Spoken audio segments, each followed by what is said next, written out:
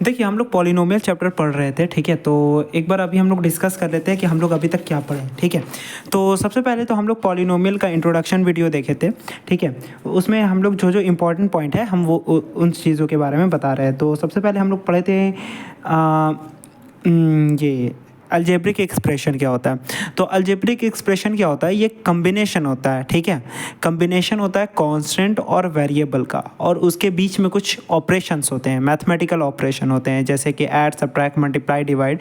इसको हम लोग मैथमेटिकल ऑपरेशन कहते हैं, ठीक है। अब तक आप लोग जो है वो 4 मैथमेटिकल ऑपरेशन पढ़े हो, ठीक है। जैसे कि ऐड, सब्ट्रैक्ट, मल्टीप्लाई, डिवाइड, ये सारा जो है आप लोग का क्या है, मैथमेटिकल ऑपरेशन है, ठीक है। तो आपके बीच में मतलब कि कांस्टेंट और वेरिएबल के बीच में, जैसे कि 2 अगर हम लोग लिखें, ठीक है, और x प्लस 3, ठीक है। तो ये देख सकते हैं कांस्टेंट और वेरिएबल के बीच में आपको कुछ क्या दिया हुआ गया है, ये दोनों का कॉम्बिनेशन है, और उसके बीच में कुछ क्या है, मैथमेटिकल ऑपरेशन है, जैसे कि यहाँ पर मल्टीप्लाई है, यहाँ पर एडिशन है, ठीक है। तो इसी चीज़ को हम लोग क्या कहते हैं, अलजेब्रिक एक्सप्रेशन कहते हैं। मतलब अगर हम लोग जब इसको इंग्लिश में डिफाइन करेंगे तो इसको हम लोग कुछ इस तरीके से बोल सकते हैं। तो algebraic expression is the combination of constant and variable, ठीक है, विच मे और may not be separated by mathematical operation, जैसे कि add, subtract, multiply and divide, ठीक है। तो ये हो गया हमारा अलजेब्रिक एक्सप्रेशन, ठीक है। अच्छा अब सुनिए, ऐसा अलजेब्रिक एक्सप्रेशन जिसके वेरिएबल का पावर हमेशा एक होल नंबर हो तो उसको हम लोग पॉलिनोमियल कहते हैं। फिर से सुनिए, ऐसा अलजेब्रिक एक्सप्रेशन जिसके वेरिएबल का पावर हमेशा एक होल नंबर हो तो उसको हम लोग क्या कहते हैं, पॉलिनोमियल कहते हैं, ठीक है। तो पॉलिनोमियल का डेफिनेशन कुछ इस तरीके से है। तो polynomial is an algebraic expression, ठीक है, such that the power of variable is always a whole number, ठीक है। जो वेरिएबल का पावर है वो हमेशा कैसा होगा, एक होल नंबर होगा, ठीक है। तो इन चीज़ों के बारे में जो है हम लोग पढ़े थे, ठीक है, हम लोग अपने इंट्रोडक्शन वाले वीडियो में। तो हम जो है वो आपको ये सब चीज़ों के बारे में बता दिए, कांस्टेंट, वेरिएबल, अलजेब्रा, ठीक है। और फिर उसके बाद हम पॉलिनोमियल के बारे में बताएं। इंपॉर्टेंट चीज़ क्या है कि पॉलिनोमियल का जो उसमें जो वेरिएबल है, ठीक है, उसका पावर हमेशा एक होल नंबर होगा, या तो नॉन नेगेटिव इंटीजर हम लोग इसको कह सकते हैं। बात समझ में आया? तो इस चीज़ को आपको बस सिर्फ ध्यान रखना। होल नंबर मतलब कि आपका वेरिएबल का पावर 0 भी हो सकता है, 0, 1, 2, 3, 4 इस तरीके से हो सकता है। फिर आगे बढ़ते हुए जो है वो हम आपको टर्म्स के बारे में बताएं कि टर्म्स डिवाइड कब होता है, ऐड या सब्ट्रैक्ट करने पर टर्म्स डिवाइड होता है। कोफिशिएंट के बारे में बताएं, और ये ध्यान रखिएगा कोफिशिएंट जब भी हम लोग लेते हैं तो विद साइन लेते हैं, ठीक है। मतलब जैसे कि अगर हम लोग यहाँ पर x का कोफिशिएंट लेंगे तो 9 होगा, प्लस है तो प्लस 9 होगा, अगर यहाँ पर माइनस रहता तो माइनस 9 होता, ठीक है। तो कोफिशिएंट हमेशा जो है हम लोग विद साइन लेते हैं। डिग्री के बारे में बताएं, जो हाईएस्ट पावर होता है उसको हम लोग क्या कहते हैं, डिग्री कहते हैं। जैसे कि यहाँ पर डिग्री, अगर हम लोग पूरे इस टर्म का डिग्री देखा जाए तो ये वाला इसका जो पावर और इसका भी जो पावर है 1, उस दोनों को ऐड कर देते हैं, मतलब इसका डिग्री हो जाएगा 3, ठीक है। और पूरे पॉलिनोमियल में, ठीक है, जिस टर्म का सबसे ज़्यादा पावर होगा उसी को हम लोग क्या कहते हैं, उसके पॉलिनोमियल का डिग्री कहते हैं, ठीक है। जैसे कि यहाँ पर इस टर्म का डिग्री हो जाएगा 3, इस वाले टर्म का डिग्री 7, इस वाले टर्म का डिग्री क्या हो जाएगा, इस वाले टर्म का डिग्री हो जाएगा 8 + 3, ठीक है, 11, ठीक है। और इस वाले टर्म का डिग्री हो जाएगा 0। तो यहाँ पर सबसे ज़्यादा पावर किसका है, 11 का। तो ये हो जाएगा पूरे पॉलिनोमियल का डिग्री, वो हो जाएगा 11। तो ये 11 डिग्री का पॉलिनोमियल है, ठीक है। अच्छा, अब वो हम आपको पॉलिनोमियल के डिग्री के बारे में बता चुके हैं, ठीक है। आगे बढ़ते हुए फिर हम लोग क्या देखें कि टाइप्स ऑफ पॉलिनोमियल देखें बेस्ड ऑन टर्म्स। तो टर्म्स के बेसिस पर अगर जिसका एक टर्म है तो उसको हम लोग कहते हैं मोनोमियल, 2 टर्म है तो बाइनोमियल, 3 टर्म है तो ट्राइनोमियल कहते हैं, ठीक है। अच्छा, और फिर उसके बाद बेस्ड ऑन डिग्री, ठीक है। तो डिग्री के बेस पर जिसका डिग्री 1 है उसको हम लोग लीनियर पॉलिनोमियल कहते हैं, ठीक है। जिसका डिग्री, याद रखिएगा, ऐसा पॉलिनोमियल जिसमें वेरिएबल का जो पावर है वो है 1 तो उसको हम लोग कहते हैं लीनियर पॉलिनोमियल। जिसमें वेरिएबल का पावर 2 है, मतलब कि वहाँ पर डिग्री 2 है, तो उसको हम लोग कहते हैं क्वाड्रेटिक पॉलिनोमियल। और ऐसा पॉलिनोमियल जिसका डिग्री 3 है तो उसको हम लोग क्यूबिक पॉलिनोमियल कहते हैं। और पॉलिनोमियल जिसका डिग्री 4 है तो उसको हम लोग बाई क्वाड्रेटिक पॉलिनोमियल कहते हैं, ठीक है। तो ये सब चीज़ों के बारे में हम लोग पढ़ लिए, ठीक है। फिर उसके बाद हम लोग आपको ये भी पता है कि 0 पॉलिनोमियल के बारे में भी बताएं, है ना, कांस्टेंट पॉलिनोमियल जिसमें वेरिएबल का पावर 0 होता है उसको हम लोग क्या कहते हैं, कांस्टेंट पॉलिनोमियल कहते हैं। इसमें डिग्री क्या होता है, वेरिएबल का 0 होता है और टर्म एक टर्म का ही होता है, ठीक है। तो ये होता है हमारा कांस्टेंट पॉलिनोमियल। 0 पॉलिनोमियल क्या होता है हमारा, जीरो को ही हम लोग क्या कहते हैं, जीरो पॉलिनोमियल कहते हैं। इसमें जो होता है ना वो डिग्री नॉट डिफाइंड होता है, ठीक है, क्योंकि हम आपको इसके बारे में भी समझाएं कि डिग्री नॉट डिफाइंड क्यों होता है। क्योंकि अगर आप एक्स का पावर मतलब कि 0 इंटू एक्स का पावर कुछ भी लिखो तो वो हमेशा रिजल्ट 0 होगा। अगर आप एक्स का पावर 1 भी लिखोगे तो भी 0, एक्स का पावर 2 लिखोगे तब भी 0। तो इसलिए यहाँ पर डिग्री जो है वो नॉट डिफाइंड होता है, ठीक है। स्टैंडर्ड फॉर्म भी बता दिए पॉलिनोमियल का कि स्टैंडर्ड फॉर्म हमेशा लिखने का तरीका ये कुछ इस तरीके से होता है कि आप हमेशा हाईएस्ट पावर से लोवेस्ट पावर की तरफ जाते हो, ठीक है। तो इस तरीके से हम लोग ये वाली चीज़ को भी पढ़ लिए। कुछ क्वेश्चन दिए थे हम आपको, ये भी चीज़ आप बना लिए, ठीक है। आगे अब हम लोग देखें तो हम लोग क्या देखे थे कि value of polynomial at a given point, ठीक है। तो हम लोग पॉलिनोमियल का किसी भी गिवन पॉइंट पर उसका वैल्यू देखे थे। मतलब कि अगर हमको यहाँ पर पॉइंट 2 पर इसकी वैल्यू फाइंड करना है तो P2 लिख देते हैं और 2 पर जितना भी वेरिएबल है वहाँ पर हम लोग 2 का वैल्यू पुट करते हैं, वहाँ पर हम लोग उस पॉलिनोमियल की वैल्यू फाइंड कर लेते हैं, ठीक है। जैसे कि हमको P3 फाइंड करना है तो हर जगह जहाँ जहाँ पर एक्स का वैल्यू वहाँ पर आप 3 पुट करोगे, ठीक है। तो 2 इंटू 3 का क्यूब माइनस 3 इंटू 3 प्लस 5 इस तरीके से आप करते हुए इस पॉलिनोमियल का वैल्यू आप निकालोगे जो कि 14 है, ठीक है। तो हम लोग ये भी चीज़ को पढ़ लिए थे। जीरो ऑफ अ पॉलिनोमियल के बारे में बात करते हैं तो जीरो का हम लोग रूट ऑफ अ पॉलिनोमियल भी कहते हैं, ठीक है, या रूट ऑफ द इक्वेशन भी कहते हैं, ठीक है। तो जीरो ऑफ द पॉलिनोमियल मतलब क्या, मतलब कि जैसे कि कोई भी अगर आपका पॉलिनोमियल है, ठीक है, आपका कोई भी पॉलिनोमियल है, जैसे कि ये पॉलिनोमियल आपको दिया गया है। अब यहाँ पर आप x की कौन सी वैल्यू पुट करोगे, आप x की कौन सी वैल्यू पुट करोगे यहाँ पर, जिसमें पुट करने पर ये पूरा जो आपको इक्वेशन है, ठीक है, अलजेब्रिक एक्सप्रेशन है, ये जीरो हो जाए। तो इसी को हम लोग क्या कहते हैं, जीरो ऑफ द पॉलिनोमियल कहते हैं, ठीक है। मतलब कि कौन सा x आप वेरिएबल को कौन सा वैल्यू पुट करोगे जिससे आपका पॉलिनोमियल क्या हो जाए, जीरो हो जाए, तो उसी को हम लोग क्या कहते हैं, जीरो ऑफ द पॉलिनोमियल कहते हैं। अगर 2 रखने पर ये 0 हो जाता है, ठीक है, तो 2 आपका जीरो ऑफ द पॉलिनोमियल है। अगर 3 रखने पर 0 हो जाता है तो आपको 3 0 हो जाए, मतलब 3 जीरो ऑफ द पॉलिनोमियल है। देखिए यहाँ पर 1 रखने पर 0 हो गया, मतलब कि हम लोग कह सकते हैं 1 is the zero of the polynomial px। मतलब कि जब हम लोग यहाँ पर 1 की वैल्यू पुट कर रहे हैं वेरिएबल की जगह पर तो वो पॉलिनोमियल क्या हो गया, 0 के बराबर हो गया। मतलब कि 1 जो है वो आपका जीरो ऑफ द पॉलिनोमियल है। ये बात भी आपको समझ में आ गया। अच्छा, फिर उसके बाद हम दो इंपॉर्टेंट चीज़ ये बताएं कि आपका जितना डिग्री होगा ना आपका जीरोस भी उतना होगा। अगर डिग्री 2 है तो इसका जीरोस भी 2 होगा, अगर डिग्री 3 है तो जीरोस भी 3 होगा, अगर डिग्री 4 है तो जीरोस भी आप उस पॉलिनोमियल का मतलब कि 4 ऐसा वैल्यू होगा जिसको आप रखने पर क्या हो जाए, वो पॉलिनोमियल 0 हो जाए। जैसे कि यहाँ पर डिग्री 2 है, इसका मतलब ये है कि आपको 2 ऐसा पॉइंट मिलेगा, मतलब कि 2 ऐसा वैल्यू मिलेगा जो आप वैल्यू अगर x की जगह पर पुट करोगे ना तो वो पॉलिनोमियल 0 हो जाए। 2 ऐसे वैल्यू पर, जैसे कि आपको यहाँ पर क्लियरली दिख रहा है 1 रखने पर भी 0 आ जाता है और 2 रखने पर भी 0 आ जाता है, ठीक है। तो 1 और 2 दोनों इसका क्या है, जीरोस ऑफ द पॉलिनोमियल है, ठीक है।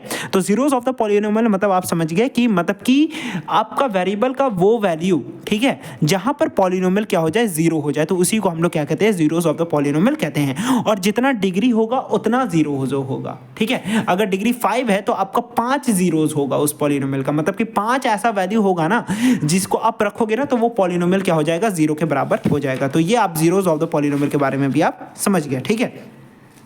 जिस चीज़ को हम लोग यहाँ पर नोट पॉइंट करके भी लिख दिए, ठीक है। Number of zeros of any polynomial is equal to the degree of the polynomial लिखे हैं। तो जितना नंबर ऑफ जीरोस है ना वो नंबर ऑफ डिग्रीज के बराबर होगा, ठीक है। अगर डिग्री इसका 5 है तो 5 0 होगा, अगर डिग्री 1 है तो 1 0 होगा, अगर डिग्री 2 है तो 2 जीरोस होगा, ठीक है। जैसे कि हम लिखें यहाँ पर अगर डिग्री 3 है तो 3 जीरोस होगा, अगर डिग्री 5 है तो 5 जीरोस होगा, अगर डिग्री 2 है तो 2 जीरोस होगा।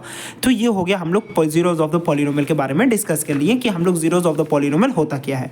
फिर हम लोग ये भी समझे थे कि लीनियर पॉलिनोमियल, हम लोग zeros of a linear polynomial कैसे फाइंड करते हैं, how to find the zeros of a linear polynomial. तो लीनियर पॉलिनोमियल का जीरोस फाइंड करना बहुत ही आसान है। आप जीरो के साथ उस पॉलिनोमियल को क्या कर दोगे, इक्वेट कर दोगे, ठीक है। जैसे कि आपका ये पॉलिनोमियल है, आपको इसका जीरोस फाइंड करना है तो आप इसको 0 के साथ इक्वेट कर दोगे। तो 3x + 2 = 0 के बराबर आप 0 से आप इक्वेट कर दोगे तो यहाँ पर आपको x का वैल्यू पता चल जाएगा। अब यही आपका क्या हो जाएगा, जीरोस ऑफ द पॉलिनोमियल होगा। मतलब कि -2/3 जो है वो आपका जीरोस ऑफ द पॉलिनोमियल है। अगर चेक करना है तो आप x के यहाँ पर -2/3 पुट करके देख लो, वो आपका क्या हो जाएगा, 0 के बराबर हो जाएगा, ठीक है। तो उसी तरीके से हम आपको 2 क्वेश्चन भी दिए थे, आप ये अभी तक बना करके दिखाए नहीं, ठीक है।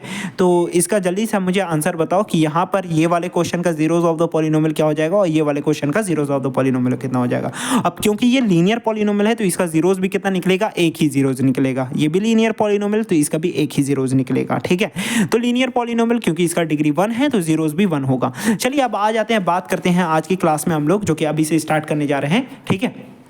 वो हम लोग बात करेंगे क्वाड्रेटिक पॉलिनोमियल के बारे में, ठीक है। तो चलिए स्टार्ट करते हैं।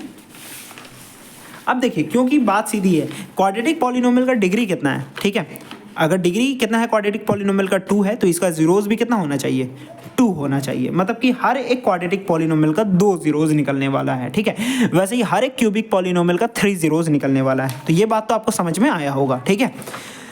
हाँ, तो अब बात को आगे बढ़ाते हैं कि अब देखिए, हम लोग लीनियर पॉलिनोमियल का तो जीरोस निकालना देखें, जो कि बहुत ही आसानी से निकल जा रहा था, ठीक है, बस सिर्फ जीरो के साथ इक्वेट करने देना था, ठीक है। तो वैसे ही अब हम लोग देखते हैं क्वाड्रेटिक पॉलिनोमियल का जीरोस कैसे निकालते हैं। तो इसका 2 तरीका है, आप या तो बाय मिडिल स्प्लिटिंग टर्म कर सकते हो, मतलब स्प्लिट मतलब होता है बांटना, ठीक है, मतलब उसको तोड़ देना, उसको हम लोग कहते हैं स्प्लिट करना, ठीक है। जैसे कि पेन को हम 2 टुकड़े में क्या कर सकते हैं, स्प्लिट कर सकते हैं, बांट सकते हैं, तो इसी को कहते हैं हम लोग स्प्लिटिंग टर्म, ठीक है ना। मतलब कि आप क्या करोगे, मिडिल स्प्लिटिंग टर्म, बीच वाले टर्म को, ठीक है, जैसे कि ये पॉलिनोमियल है, इसका बीच वाला टर्म कौन है, ये वाला मिडिल, ठीक है। तो -7x आपको आप क्या कर दोगे, इसको स्प्लिट कर दोगे, 2 भाग में आप इसको क्या कर दोगे, तोड़ दोगे, तो इसी को कहते हैं हम लोग मिडिल स्प्लिटिंग टर्म।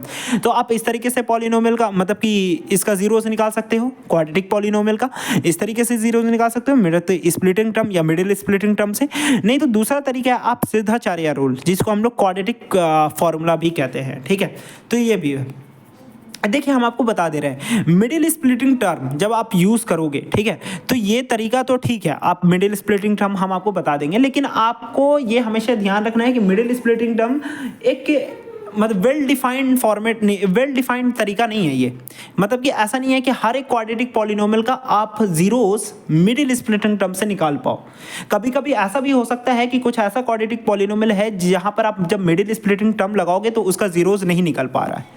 आपको ऐसा भी देखने को मिलेगा कुछ क्वेश्चन में, हम आपको दिखाएंगे, ठीक है। लेकिन जब आप क्वाड्रेटिक फॉर्मूला लगाओगे या सिद्धाचार्य रूल लगाओगे, तो ये आपको पूरा एक वेल डिफाइंड मतलब कि आपको क्या है, फॉर्मूला दिया गया, आप वो फॉर्मूला लगाओ, डायरेक्ट आपको जीरोस निकल जाएगा, ठीक है। लेकिन क्या होता है कि कुछ कुछ केसेस में ये जो मिडिल स्प्लिटिंग टर्म इजी होता है, ठीक है। लेकिन अगर जब आप कभी आप ऐसा फंस जाओ, ठीक है, याद रखना मेरे बात को, ठीक है, बहुत ज़्यादा इंपॉर्टेंट पॉइंट बोलने वाले हैं अभी हम, ठीक है, जो आपको तरीका बताने वाले हैं अभी।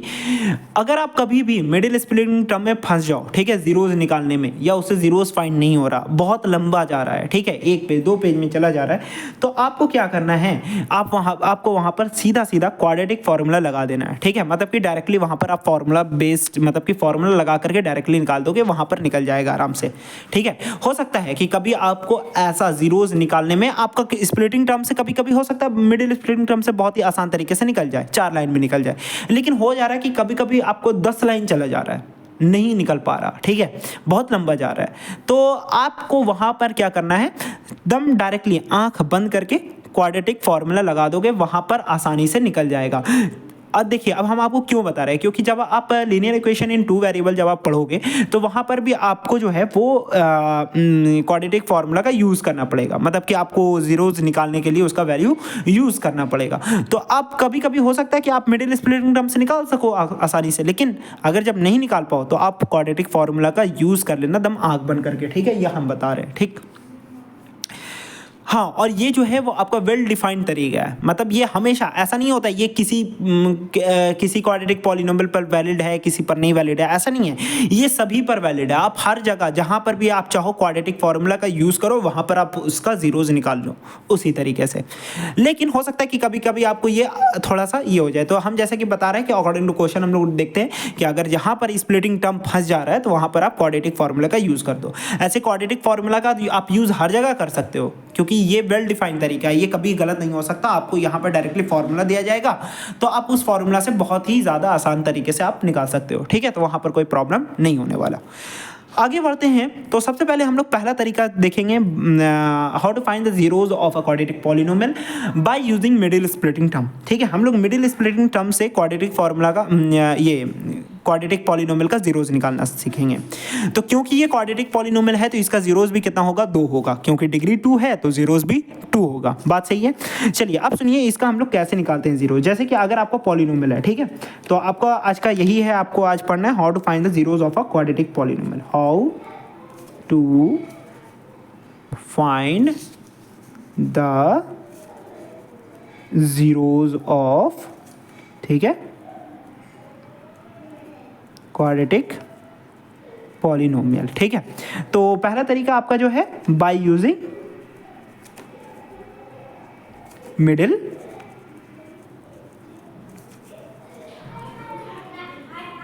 स्प्लिटिंग टर्म, मतलब बीच वाले टर्म को आप क्या कर दोगे, स्प्लिट कर दोगे। तो चलिए अब हम लोग सीखते हैं इस, और मुझे लगता है ये चीज़ आप पहले भी बनाए हो, ठीक है। तो चलिए एक क्वेश्चन लेते हैं। तो जैसे कि एक पॉलिनोमियल है px जो जिसकी वैल्यू है 6x² - 7x - 3, ठीक है। ये आपको पॉलिनोमियल दी गया है। अब आपको इसका क्या निकालना है, जीरोज निकालना है। तो क्योंकि इसका डिग्री 2 है, जैसा कि आपको दिख रहा है, हाईएस्ट डिग्री तो हाईएस्ट पावर तो 2 ही है, तो इसका डिग्री भी 2 हो गया पॉलिनोमियल का, क्वाड्रेटिक पॉलिनोमियल, तो जीरोज भी कितना होगा, 2 जीरोज होगा, ठीक है। तो चलिए, तो सबसे पहला तरीका आपको ये है, ध्यान से देखना है। पहला तरीका ये है कि अगर आपको किसी भी चीज़ में कॉमन दिख रहा है, ठीक है, कॉमन दिख रहा है, तो आप सबसे पहले कॉमन निकालोगे। मुझे कोई भी चीज़ में कॉमन नहीं दिख रहा है, इसमें सबसे पहला चीज़ आपको कॉमन दिखना है। अगर तीनों में से, अगर ये 3 टर्म है, यहाँ पर कितने टर्म है, 3 टर्म, 1 2 3 टर्म में अगर तीनों में आपको कुछ कॉमन दिख जाता है, ठीक है, तो आप तीनों में से कुछ ना कुछ कॉमन निकाल लोगे। क्योंकि अब मुझे यहाँ पर कोई भी कॉमन नहीं दिख रहा, तो हम लोग कुछ भी नहीं निकालेंगे, ठीक है।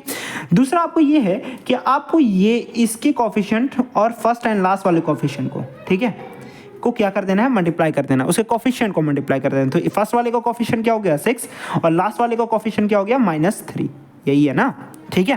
तो चलिए अब दोनों को मल्टीप्लाई कर देंगे, तो कितना आ गया, 6 × 3 = 18, ठीक है, -18 आया, ठीक है।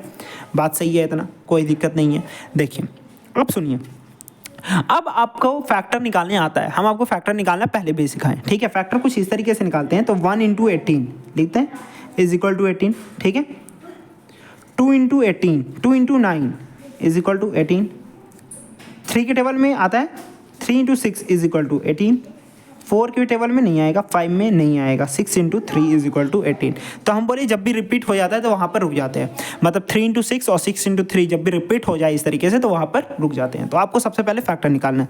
हमको इसका तो ज़रूरत नहीं है, हमको ये वाला चीज़ का ज़रूरत है। अब सुनिए, अब मुझे लाना है कुछ इस तरीके से 18 को स्प्लिट करना है कि हमारा आ जाए, मतलब कि जोड़ने या घटाने पर -7x आ जाए, मतलब -7 आ जाए। अब सुनिए, किसको हम कौन सा चीज़ ऐसा लें जिसको जोड़ने या घटाने पर 7 आ जाए। देखिए, अगर हम लोग 6 + 3 करते हैं तो कितना आ गया, 9। अगर 6 - 3 करते हैं तो आ गया 3। 7 तो नहीं आ सकता, इससे जोड़ने या घटाने पर क्या आ जाए, 7 आ जाना चाहिए। कुछ भी आप करो, चाहे आप जोड़ो या घटाओ, 7 आ जाना चाहिए। देखिए ये तो फिर वही आ गया, इससे भी नहीं हो पाएगा। अब देखिए 9 + 2 कितना हो गया, 11। लेकिन 9 - 2 करते हैं तो कितना आ जाता है, 7 आ जाता है। Very good. अब ये देखिए, क्योंकि इस चीज़ से बन जाएगा। अब देखिए, क्योंकि 18 + 1 कितना हो जाएगा, 19 हो जाएगा, तो इससे तो बनेगा नहीं। 18 - 1 कितना हो जाएगा, 17 हो जाएगा, तो इससे भी नहीं बन पाएगा। तो किससे होगा, हमको ये वाला चीज़ लग जाएगा, 2 और 9। अब देखिए, अब 2 और 9 हैं, और साइन क्या चाहिए हमको, माइनस का। क्या चाहिए, माइनस का साइन चाहिए। और माइनस का साइन मतलब कौन देता है, बड़ा वाले वैल्यू देता है। मतलब कि आप माइनस किसको रखोगे, 2 को या 9 को, ध्यान से बताना। क्या चाहिए मुझे, -7 चाहिए। और क्योंकि मुझे -7 चाहिए, तो इसलिए हम बोल रहे हैं कि साइन हमेशा किसका होता है, ग्रेटर का होता है। जैसे कि आप यहाँ पर देखो, लिखोगे ना, आप ऐसे लिखोगे 6x², ठीक है, ये समझ गए। अब यहाँ पर देखो, अब आप यहाँ पर 2 और 9 के फॉर्मेट में तो ये ठीक है, स्प्लिट होगा, ये हमको पता है कि 2 और 9 के फॉर्मेट में ही स्प्लिट होगा। लेकिन आप साइन, किसका साइन क्या रखोगे, अब बताओ, 2 का साइन नेगेटिव रखोगे या 9 का साइन नेगेटिव होगा। क्योंकि हमको पता है कि साइन हमेशा ग्रेटर का ही होता है। क्या होता है, साइन हमेशा ग्रेटर का ही लिया जाता है। तो अगर हम 2 को साइन नेगेटिव रखते हैं और 9 को पॉजिटिव रखते हैं, तो इसका वैल्यू आएगा +7, आएगा कि नहीं आएगा। अगर हम लोग 2 का साइन पॉजिटिव और 9 का साइन जब हम लोग नेगेटिव रहते हैं, तब आएगा मेरा -7। और क्योंकि मुझे -7 ही लाना है, तो इसलिए हम लोग साइन किसका लेंगे, ग्रेटर वाले वैल्यू का साइन उसी का अकॉर्डिंग रखेंगे। मतलब कि यहाँ पर हमको 9 का साइन क्या रखना पड़ेगा, नेगेटिव रखना पड़ेगा। तो हम लोग यहाँ पर 9 का साइन, तो अब पहले 9 लिखो या 2 लिखो, उससे कोई मतलब नहीं है, बस खाली साइन का ध्यान रखना कि आप किसको नेगेटिव लोगे, वो मैटर करता है। कि अगर आप 9 को नेगेटिव लोगे या 2 को नेगेटिव लोगे, वो देख लेना, क्योंकि साइन हमेशा ग्रेटर का, तो इसलिए आपको 9 को ही लेना पड़ेगा, सेम साइन का। मतलब कि 9 का साइन वही रहेगा, ग्रेटर वैल्यू का वही साइन रहेगा जो आपको यहाँ पर साइन आपको लाना है। मतलब कि 9 का साइन क्लियरली हमको पता है कि क्या होना चाहिए, नेगेटिव होना चाहिए। बात समझ में आया, ठीक है। अब मान लेते हैं यहाँ अगर हम लोग -9 लिख देते हैं, ठीक है, और x है तो x लगाना ज़रूरी है। अच्छा, अब 2 का साइन क्या रखेंगे? पॉजिटिव, तब तो आएगा ना 7। 9 में से अगर 2 को सब्ट्रैक्ट करेंगे तब तो आएगा ना 7, और साइन ग्रेटर का तो आ जाएगा -7x, तो यहाँ पर हो जाएगा 2x, और -3 है तो -3। बस खाली इसमें चेंज करना है और कुछ नहीं करना। अब देखिए क्या हमको जोड़ने या घटाने पर -7x आ रहा है? बिल्कुल हाँ। अगर आप -9x और 2x को अगर इसको आप सॉल्व करोगे तो -7x आएगा। अब देखिए क्या आपको मल्टीप्लाई करने पर आपको सेम यही वैल्यू आ रहा है, -18x² आ रहा है। तो देखिए 9 2 18 और माइनस है तो -18 हो जाएगा, और x इंटू एक्स हो जाएगा x², तो -18x² भी आ रहा है। मतलब ये हो गया। अब यहाँ पर बस खाली मेन चीज़ तो यही है, मिडिल स्प्लिटिंग टर्म में बस खाली यही है। अगर आपको स्प्लिट करना आ गया मतलब आपसे मिडिल स्प्लिटिंग टर्म बन गया। अब आपको निकालना है कॉमन। चलिए अब आप इसमें अब 2 टर्म को ले लो, आप ये और ये दोनों में से क्या कॉमन निकाल सकते हो? सबसे पहली बात आप x को तो कॉमन निकाल सकते हो, दूसरी बात आप 3 को भी निकाल सकते हो। देख सकते हो यहाँ पर 6 है या 9 है, दोनों 3 के साथ डिविजिबल है, मतलब आप 3 को भी कॉमन निकाल सकते हो। तो जब आप 3x को कॉमन निकाल दोगे तो यहाँ पर क्या बच जाएगा? 2 3 2 6, और एक x निकल गया, बच गया एक और x। माइनस का साइन है, माइनस का साइन देखेंगे 3 3 9, और x तो बाहर निकल गया, वो हो गया बंद। अब यहाँ देखो प्लस कुछ कॉमन निकाल सकते हैं दोनों में से? कुछ नहीं, वो खाली 1 ले लेते हैं। ठीक है, अगर कुछ नहीं निकालना है तो 1 ले लेते हैं, क्योंकि 1 तो मल्टीप्लिकेशन इसमें भी है, इसमें भी है मल्टीप्लिकेशन, उसे तो कुछ फ़ायदा है नहीं, मतलब फ़र्क तो नहीं पड़ता, तो इसीलिए हम लोग 2x - 3 ले लिए। ठीक है, तो ये ध्यान रखना कि जब भी आप मिडिल स्प्लिटिंग टर्म करोगे तो उसका जो दूसरा स्टेप होता है तो कुछ इस तरीके से होगा, मतलब कि इसका यहाँ पर वैल्यू और यहाँ पर वैल्यू क्या होगा? सेम होगा। हर मिडिल स्प्लिटिंग टर्म में जब आप देखोगे ना तो यहाँ पर का और यहाँ पर का वैल्यू सेम होगा। अगर ऐसा नहीं होता तो समझो आप कुछ गलत हुआ है। ठीक है, अगर सेम नहीं होता, साइन भी सेम होना चाहिए। देखिए यहाँ पर 3 का साइन नेगेटिव, तो देखो यहाँ पर भी 3 का साइन नेगेटिव, 2x का पॉजिटिव, यहाँ पर भी 2x का पॉजिटिव, एकदम सेम टू सेम हो जाना चाहिए। अब देखिए अब यहाँ पर कितना टर्म बचा? एक ही टर्म ये, हम क्या बताए, टर्म हमेशा ऐड या सब्ट्रैक्ट करने पर ही डिवाइड होता है। तो देखिए एक टर्म ये और एक टर्म ये, 2 टर्म, और हम लोग कॉमन हमेशा किस में से निकालते हैं? टर्म में से निकालते हैं। तो दोनों टर्म में की क्या कॉमन दिख रहा है आपको? 2x - 3 दिख रहा है। ये वाले टर्म देखिए 2 टर्म है, एक ये वाला टर्म और एक ये वाला टर्म, तो दोनों में से क्या कॉमन दिख रहा है? 2x - 3, तो निकाल दिए 2x - 3 दोनों टर्म में से कॉमन। तो जब कॉमन निकाले तो यहाँ पर क्या बच गया? ये वाले टर्म में, पहले वाले टर्म में बस सिर्फ 3x बच गया, और दूसरे वाले टर्म में बस सिर्फ +1 बच गया। हो गया। अब हम लोग को क्या करना है? अब हम लोग को क्या करना है, क्योंकि हमको जीरोज ऑफ द पॉलिनोमियल निकालना है, तो क्या कर देंगे हम लोग? इसको जीरोज के साथ क्या कर देंगे? इक्वेट कर देंगे। क्या कर देंगे? 0 के साथ इक्वेट कर देंगे। जो हमारा आया ना, ये देखिए अब ये लीनियर पॉलिनोमियल हो गया। क्या हो गया? ये एक लीनियर पॉलिनोमियल है कि नहीं? ये लीनियर पॉलिनोमियल डिग्री 1, ये भी देखिए लीनियर पॉलिनोमियल है कि नहीं? डिग्री 1। तो मतलब कि क्वाड्रेटिक पॉलिनोमियल को हम लोग लीनियर पॉलिनोमियल के टर्म में बांट दिए कि नहीं? 2 लीनियर पॉलिनोमियल के टर्म में बढ़ गया। अब हम लोग इसको क्या कर देंगे? जीरोस के साथ इक्वेट कर देंगे, मतलब कि 2x - 3 और 3x + 1 को हम लोग क्या कर देंगे? जीरोस के साथ इक्वेट कर देंगे। अब देखिए हमारा 2 चीज़ है। अब देखिए यहाँ पर तो हमारा 2 चीज़ का मल्टीप्लिकेशन 0, और 0 कब आएगा? कोई भी चीज़ 0 कब आता है? या तो ये वाला 0 हो, मतलब कि या तो पहले वाला 0 हो जाए, ये 0 हो जाए, या तो ये 0 हो जाए। देखिए आप ही बताओ, जैसे कि अगर हम लिए x × y = 0, अब ये 0 कब होगा? या तो हमारा x 0 हो या तो y 0 हो, दोनों में से किसी एक को तो 0 होना पड़ेगा ना, तब ना दोनों का मल्टीप्लिकेशन 0 हो जाएगा। अगर आप ये मान लेते हैं, ये कोई नंबर लेते हो 1, ठीक है, और y को भी लेते हो 3, तब थोड़ी 0 आने वाला, नहीं होने वाला। ये 0 तभी होगा जब आपका दोनों में से कोई एक 0 हो जाए, या तो y 0 हो जाए, या तो आपका x 0 हो जाए। ठीक है, मान लेते हैं अगर y 3 है तो x को 0 होना पड़ेगा, मतलब कि दोनों में से कोई भी एक 0 हो गया। तो अगर हमारा ये वाला 0 होता है, 2x - 3 अगर 0 है, तो इफ़ अगर हमारा 2x - 3 0 है, ठीक है, देन तब हमारा क्या हो जाएगा? x का वैल्यू क्या हो जाएगा? x का वैल्यू क्लियरली यहाँ पर डायरेक्टली सॉल्व कर देना। 3 उधर गया पॉजिटिव, +3 और 2 आ गया नीचे, तो x का वैल्यू 3/2 होगा। ठीक है, अच्छा, और अगर हमारा क्या होगा? 3x + 1 0 के बराबर होता है, तब हम लोग कह सकते हैं देन x = -1, इधर पॉजिटिव है, उधर गया तो नेगेटिव, -1 और 3 आ गया नीचे। तो x का 2 वैल्यू हो गया। एक हो गया x का वैल्यू 3/2, x या तो 3/2 होगा, और या तो x = -1/3। तो देख सकते हैं आप इसका 2 जीरोस निकल गया, मतलब कि x के 2 जीरोस रखने पर यहाँ पर वैल्यू क्या हो जाएगा, 0 होगा। नहीं होगा तो आप चेक करके देख लेना, अगर जब आप x के यहाँ पर जब आप 3/2 पुट करोगे ना तो भी 0 आएगा, जब आप x के यहाँ पर -1/3 पुट करोगे तो भी 0 आएगा। तो इस तरीके से हम लोग जीरोस ऑफ द पॉलिनोमियल निकाल दिए बाय यूजिंग, मतलब कि zeros of the quadratic polynomial निकाल दिए bye using middle splitting term. अब देखिए, अब हम आपको एक ही क्वेश्चन बताएं, अगर आप एक क्वेश्चन को भी अच्छे से समझ जाते हो तो आपको समझो अब मिडिल स्प्लिटिंग टर्म में कुछ भी नहीं है। क्या हम बताएं, सबसे इंपॉर्टेंट बात, आपको क्या करना है, ये दोनों को मल्टीप्लाई करना है, समझ गए। अब यहां पर जो आपका वैल्यू आया, अब इसको इस तरीके से ऐड या सब्ट्रैक्ट करोगे कि आपका बीच वाला वैल्यू आ जाए, ठीक है। तो हम लोग इसका सबसे पहले फैक्टर निकालें, तो जो जो इंपॉर्टेंट चीज़ था हम लोग उसको देखते जाएं, ये इससे देखें, इससे नहीं हुआ, इससे नहीं हुआ, इससे नहीं हुआ, इससे हुआ, इसको हम ले लिए। फिर हम लोग देखें साइन नेगेटिव का रखना है, तो नेगेटिव हम लोग किसको रखेंगे, 2 को या 9 को, तो हमेशा ग्रेटर वाले का साइन रहता है, तो इसलिए हम लोग 9 को रखना पड़ेगा नेगेटिव, तो 9 को रखें नेगेटिव और 2 को रख दिए पॉजिटिव। तो इस तरीके से हम लोग लिख दिए, और बस हम क्या बोले, बस ये वाला चीज़ बन गया आपसे, मतलब कि मिडिल स्प्लिटिंग टर्म बन गया, यहीं तक है, बस खाली यहीं तक, बाकी तो आप आराम से कर लोगे। अब आपको देखना है कॉमन निकालना है, आराम से कॉमन निकाल दोगे। फिर हम दूसरा चीज़ आपको ये भी बताएं कि एक ये भी आप हमेशा उस पर नज़र रखना कि आपका ये वाला चीज़ और ये वाला चीज़ जब आप कॉमन निकालोगे ना, ठीक है, दूसरा स्टेप जो होगा ना मिडिल स्प्लिटिंग टर्म का, उसमें आपको सेम चीज़ मिलेगा, मतलब कि 2 टर्म मिलेगा ना, तो दोनों में एक चीज़ कॉमन ही होगा, दोनों टर्म में एक चीज़ कॉमन निकलेगा कि आप दोनों में से उसमें से फिर से एक कॉमन निकाल लो।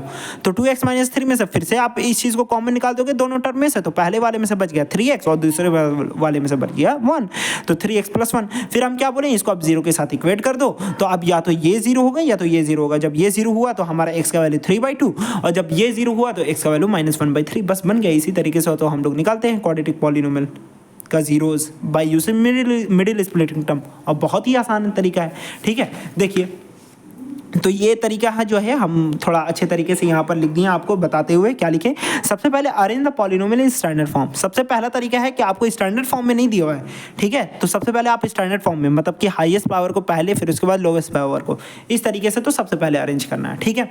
फिर उसके बाद हम आपको क्या बताएं कि अगर कॉमन निकालना है तो कॉमन निकाल लो, अगर निकलता है तीनों टर्म में से, ठीक है।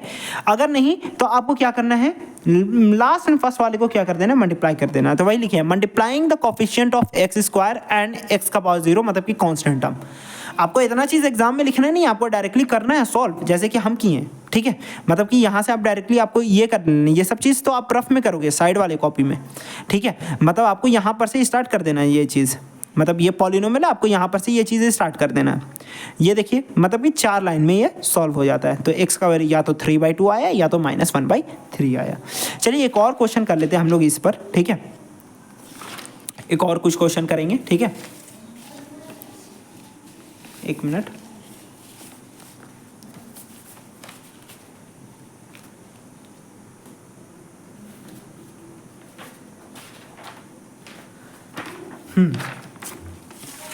चलिए, तो जैसे कि हमारा दूसरा क्वेश्चन है, ठीक है, ये भी हम लोग मिडिल स्प्लिटिंग टर्म पे ही करेंगे, ठीक है। दूसरा क्वेश्चन है, एक क्वेश्चन हम लोग लेते हैं, क्वेश्चन ले लेते हैं हम लोग x का पावर 4x² - 4x - 3 + 1। देखिए 4x², ठीक है, -4x -4x, ठीक है, -3 + 1 -3 + 1 ले लिए क्वेश्चन। चलिए अब इसको करते हैं सॉल्व, ठीक है। ध्यान से देखिएगा कि हमको सॉल्व कैसे कर रहे हैं। तो सबसे पहले यहाँ पर देखिए, क्या ये स्टैंडर्ड फॉर्म में है, देखिए हाँ ये स्टैंडर्ड फॉर्म में है। देखिए 4x², 4 टर्म नहीं है, 3 ही टर्म है, देखो ये दोनों सॉल्व हो जाएगा। कभी कभी क्वेश्चन इस तरीके से कंफ्यूज करने के लिए दे सकता है, ठीक है। तो आपको ये पता होना चाहिए कि ये दोनों सॉल्व हो सकता है। तो -3 + 1 कितना हो जाएगा, -2 हो गया, ठीक। अब ये चीज़ तो हो गया। अब देखिए, अब हम लोग क्या करते हैं, अब हम लोग को क्या करना है, हम क्या बोले, अगर कॉमन निकालता है तो निकाल लो, ठीक है। तो हमको क्या करना है, हम लोग को इसको जो है वो 0 के साथ क्या कर देना है, इक्वेट कर देना है इसको 0 के साथ इक्वेट, क्योंकि लीनियर पॉलिनोमियल भी हम लोग 0 से निकालने के लिए क्या कर देते हैं, 0 के साथ इक्वेट कर देते थे कि नहीं। तो देखिए इसको भी हम लोग 0 के साथ इक्वेट कर देंगे। कॉमन क्या निकाल रहा है, देखिए इसमें से भी 2 कॉमन निकाल सकते हैं, इसमें से भी और इसमें से भी, तीनों में से 2 कॉमन निकाल सकते हैं। निकाल दिए 2 को कॉमन, क्योंकि ये कॉमन निकल रहा है तो इससे क्वेश्चन आसान हो जाता है। तो देखिए 2 × 2 = 4 x² -2 × 2 = 4 x - 1, ठीक है, = 0। 2 नीचे गया तो 0/2, मतलब कि 0/2 भी क्या होता है, 0 के ही तो बराबर होता है ना, ठीक है। दिख रहा है, हाँ दिख तो रहा है। तो यहाँ पर देखिए, अब आपको यहाँ पर ये चीज़ कर लेना है, ठीक। अब देखिए, अब आपका अगला स्टेप क्या हो गया, 2x² minus of 2x minus 1। अब इस चीज़ को आपको क्या कर देना है, 0 के साथ इक्वेट कर देना है, क्योंकि ये 0/2 0 के बराबर। अब देखिए आप पॉलिनोमियल आपका ये था, अब ये हो गया। अब आप लगा दो मिडिल स्प्लिटिंग टर्म, ठीक है। ये चीज़ तो हम लोग आसान करने के लिए करती हैं कि अगर कॉमन निकालता है तो जब भी तो निकाल दिया करो, ठीक है। अब लगा दो मिडिल स्प्लिटिंग टर्म, उसमें फर्स्ट एंड लास्ट वाले को क्या कर देते हैं, मल्टीप्लाई कर देते हैं। तो 2 × 1 क्या हो जाएगा, 2, तो -2 हो गया। अब देखिए आप ये कब ला सकते हो, 1 मिनट, 1 × 2 = आ जाएगा 2, ठीक है। और फिर उसके बाद 2 के टेबल में आ सकता है, तो 2 × 1 = 2। हाँ नहीं करो अक्सा, हाँ अच्छा आ रहे।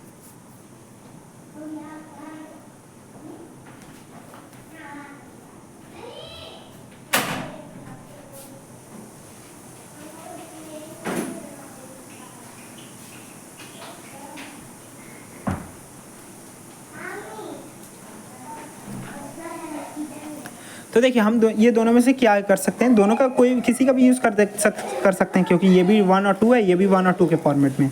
हमको लाना है -2, और -2 कब आएगा, ठीक है। -2 जो है वो कब आएगा, तो अगर हम लोग मान लेते हैं 2 को नेगेटिव रखते हैं और 1 को पॉजिटिव रखते हैं तो आएगा -1। अगर हम लोग 2 को नेगेटिव रखते हैं, 2 को पॉजिटिव रखते हैं, 1 को नेगेटिव आएंगे तो फिर भी आएगा 1, ठीक है। दोनों को नेगेटिव कर देंगे तो -3 आ जाएगा, दोनों को पॉजिटिव कर देंगे तो आ जाएगा 3। लेकिन यहाँ पर तो हमको लाना है -2, ठीक है।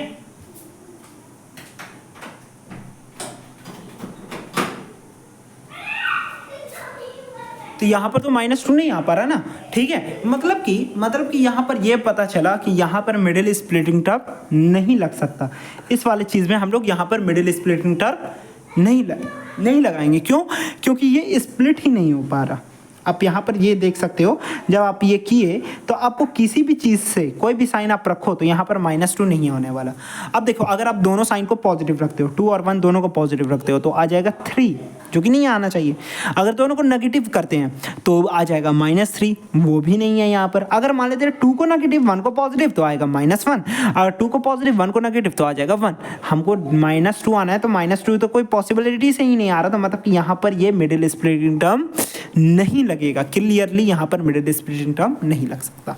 बात समझ में आया? चलिए एक और क्वेश्चन देखते हैं। तो हम जैसा कि आपको बताएं कि कभी कभी कुछ ऐसा भी क्वाड्रेटिक पॉलिनोमियल होता है जहाँ पर मिडिल स्प्लिटिंग टर्म नहीं लगता, तो जब हम लोग इसको क्वाड्रेटिक फार्मूला से बनाएंगे तो वहाँ पर ये बन जाएगा। हाँ, अगर जब हम लोग ये वाले क्वेश्चन को भी जब हम लोग क्वाड्रेटिक फार्मूला से बनाएंगे ना तो भी ये बनेगा, ठीक है। यहाँ पर ये क्वाड्रेटिक फार्मूला से भी सॉल्व होगा, ठीक है। ये मिडिल स्प्लिटिंग टर्म से तो हुआ है, तो ये क्वाड्रेटिक फार्मूला से भी सॉल्व हो सकता है। क्वाड्रेटिक फार्मूला से हर एक क्वाड्रेटिक पॉलिनोमियल का जीरोस निकाला जा सकता है, ठीक है। वो एक वेल डिफाइंड रूल है, एक वेल डिफाइंड तरीका है वो। लेकिन ये जो मिडिल स्प्लिटिंग टर्म है कभी लगता है कभी नहीं लगता, तो ये थोड़ा सा यहाँ पर कुछ किसी सिचुएशन में नहीं लग पाता ये, ठीक है। तो अगला क्वेश्चन हम लोग देखते हैं, क्योंकि देखिए इस क्वेश्चन से आपको ये भी पता चल गया कि यहाँ पर मिडिल स्प्लिटिंग टर्म से ये सॉल्व नहीं होने वाला। कैसे नहीं होने वाला हम देख करके बता दिए। एक और क्वेश्चन लेते हैं। क्वेश्चन आपका ये है, कुछ इस तरीके से है कि आपको यहाँ पर क्वेश्चन दिया गया है, लिख लेते हैं हम, -6 प्लस ऑफ 2x² - x, ठीक है। आपको ये क्वेश्चन है। तो अब आपको ये क्वेश्चन है, तो सबसे पहले ये क्या स्टैंडर्ड फॉर्म में है? नहीं है, तो इसको सबसे पहले हम लोग स्टैंडर्ड फॉर्म में, पहला तरीका तो यही है। और दूसरा में अगर कॉमन निकालते हैं तो कॉमन निकाल देंगे, ठीक है। तो सबसे पहले हम लोग हाईएस्ट पावर से स्मॉलेस्ट पावर की तरफ जाते हैं। तो 2x² - x - 6 इस तरीके से तो लिख दिए, ठीक है। अब देखिए अब हम लोग क्या करेंगे, अब हम लोग को निकालना है कॉमन, ठीक है। तो हम लोग क्या कॉमन निकाले बताइए? कॉमन तो कुछ निकालने वाला है नहीं, मतलब कि अगला स्टेप में जाते हैं। अगला स्टेप में क्या करते हैं हम लोग, इसको 0 के साथ इक्वेट कर देना है, ठीक है। इसको 0 के साथ इक्वेट कर देना है, लेकिन आपको मिडिल स्प्लिटिंग टर्म बीच वाले को तोड़ना भी है। अब ये लास्ट एंड फर्स्ट वाले को आप क्या कर देंगे, मल्टीप्लाई कर देंगे। तो 6 × 2 कितना हो जाएगा, 12, -12 आ रहा है। क्या रहा है, -12। अब क्या हम बोले इसका फैक्टर निकालो, तो -12 का फैक्टर कैसे निकाल सकते हो? 1 × 12 = 12 हो सकता है, 2 × 6 = 12 हो सकता है, फिर उसके बाद 3 × 4 = 12 हो सकता है, और 4 × 3 हो सकता है। बस अब तो रुक जाएंगे यहाँ पर, इतना ही कर सकते हैं हम लोग को इधर का तो वैल्यू नहीं पता, नहीं होता, मतलब है ये हमको ये इस चीज़ से मतलब है। अब देखिए क्या आप 12 को ऐड या सब्ट्रैक्ट करने पर x मतलब कि यहाँ पर 1 है, क्या है 1 है, यहाँ पर 1 दिख रहा है ना, यहाँ पर आपको नहीं दिख रहा होगा लेकिन यहाँ पर 1 है, किसी भी नंबर के आगे 1 रहता है, जैसे कि y मतलब कि यहाँ पर 1 लिखा हुआ है, मल्टीप्लिकेशन तो हर जगह है ना, 1 से हर जगह वहाँ पर 1 छिपा रहता है, जैसे कि हम आपको क्या बताएं, जैसे 4 लिखे तो इसके नीचे 1 छिपा रहता है ना, तो उसी तरीके से अगर आप कोई भी नंबर लिख रहे हो, जैसे कि यहाँ पर लिख रहे हो आप z, तो यहाँ पर 1 छिपा हुआ है इसके मल्टीप्लिकेशन में, ठीक है, जैसे कि हर नंबर के डिनोमिनेटर में 1 छिपा रहता है, उसी तरीके से हर नंबर के मल्टीप्लिकेशन में 1 छिपा रहता है, इस बात को अपने दिमाग में डालो, ठीक है। अब देखो यहाँ पर, अब क्योंकि लाना है हमको -1, यहाँ पर 1 ही है तो -1 लाना है, तो -1 पहले वाले से नहीं आ पाएगा, क्या इससे आ पाएगा, 6 - 2 करेंगे तो क्या आएगा, 6 - 2 करेंगे तो आ जाएगा 4, 1 तो नहीं आया, वो भी -1 चाहिए, नहीं आया, ठीक है, और 6 + 2 करेंगे तो 8 आ जाएगा, तो ये इससे भी नहीं हो पाएगा, क्या इससे हो पाएगा, देखिए 4 अगर हम लोग 4 में से 3 सब्ट्रैक्ट करेंगे तो आ जाएगा 1, और 1 ही हमको चाहिए था, तो अगर हम लोग 3 और 4 को अगर ले लें तब हमारा सॉल्व हो जाएगा, लेकिन साइन क्या रखें, किसका क्या साइन रखें, हमेशा हमको चाहिए नेगेटिव, मतलब बड़े वाले का साइन क्या रखना है, नेगेटिव, तो बड़े वाले का साइन सेम साइन का होना चाहिए, अगर यहाँ पर नेगेटिव है तो बड़े वाले नंबर का भी साइन क्या रखना पड़ेगा, नेगेटिव। अब देखिए 3 - 4 तो क्या हो जाएगा, 1 आएगा, लेकिन प्लस माइनस माइनस होता है, साइन हमेशा ग्रेटर का, तो हो गया -1। अब क्योंकि -1 आना था, -1 आ गया, मतलब आपको ये भी पता है, आपको साइन आप किसका रखोगे, 4 का नेगेटिव रखोगे, तो बस आपको कुछ नहीं करना, 2x² लिख दिए।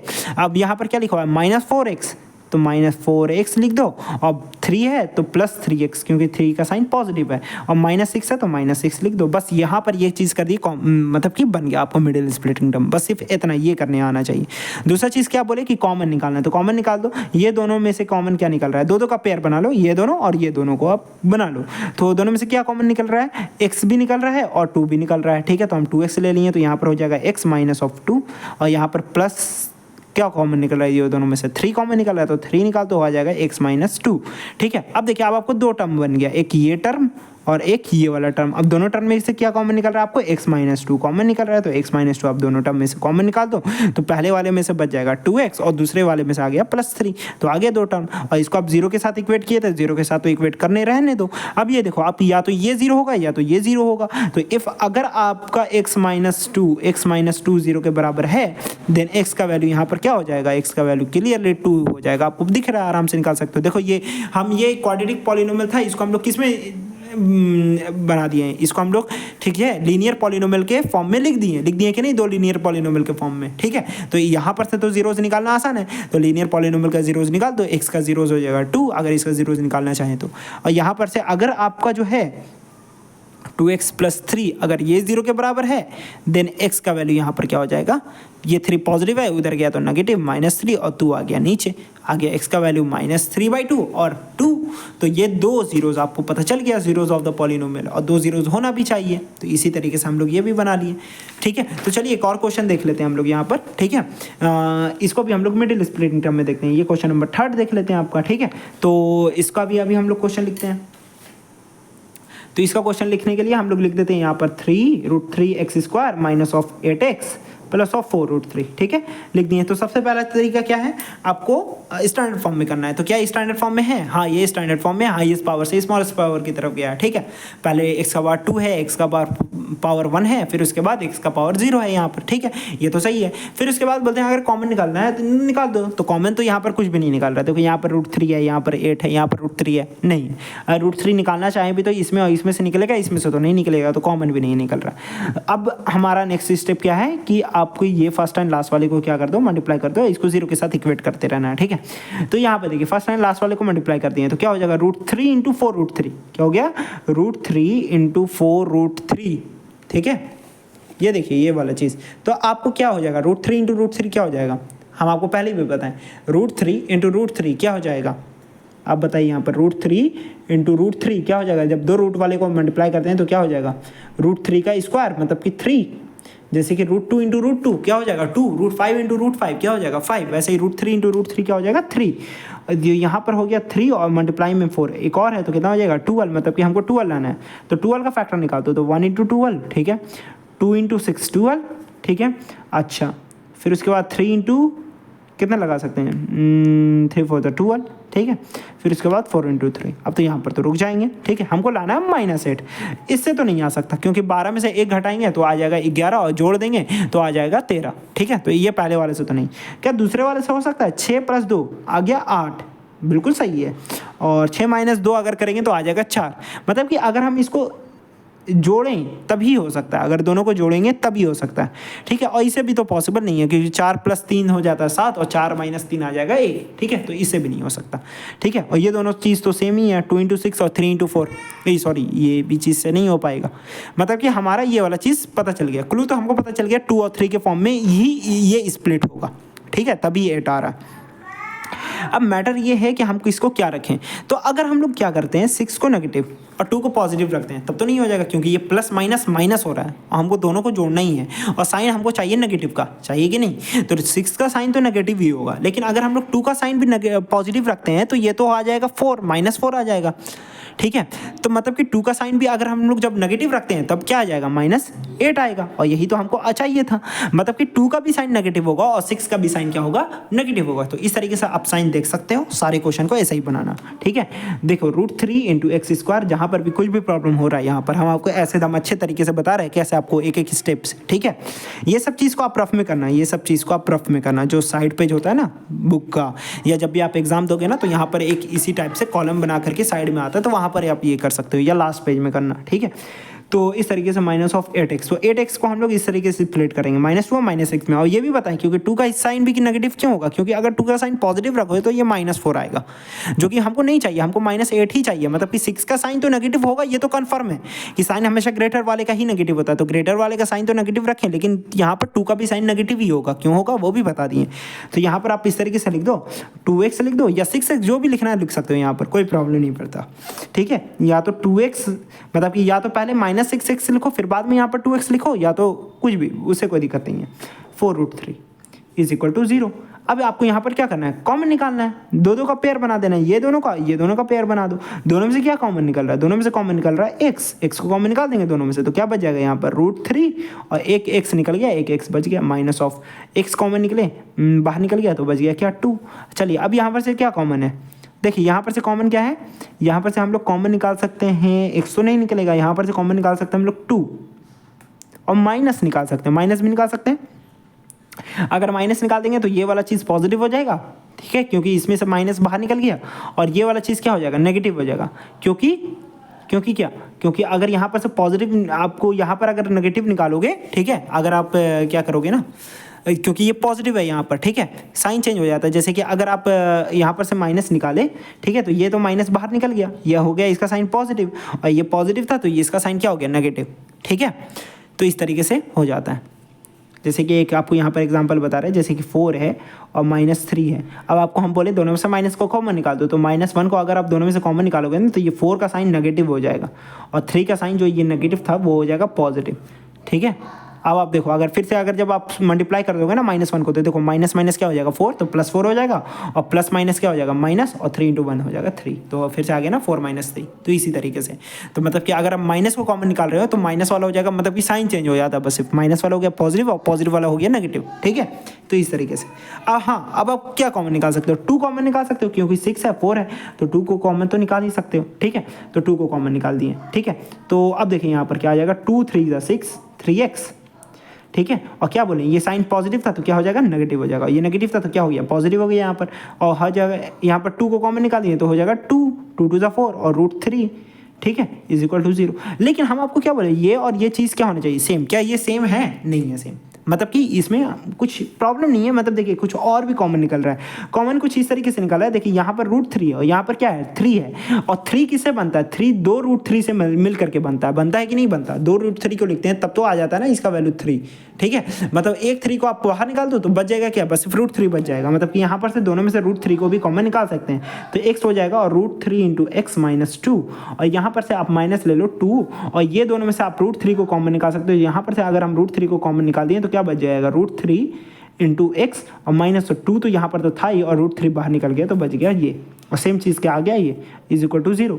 अब आप देखो दो टर्म बन गया कि नहीं, एक टर्म ये और एक पूरा टर्म ये, दो टर्म दोनों में से क्या कॉमन निकल रहा है, दोनों में से √3x - 2 √3x - 2 दोनों में से कॉमन निकाल दो, तो √3 × x - 2 निकाल दिए कॉमन, तो बच गया यहाँ पर क्या, पहले वाले टर्म में बच गया बस सिर्फ x और दूसरे वाले टर्म में बच गया -2 √3, ये 0 के बराबर। अब या तो ये 0 होगा या तो ये 0 होगा, तो इफ़ अगर आपको √3 × x - 2 इज इक्वल टू 0 है, देन आपको x का वैल्यू हम लोग आराम से पता कर सकते हैं, x इज इक्वल क्या हो जाएगा 2/√3।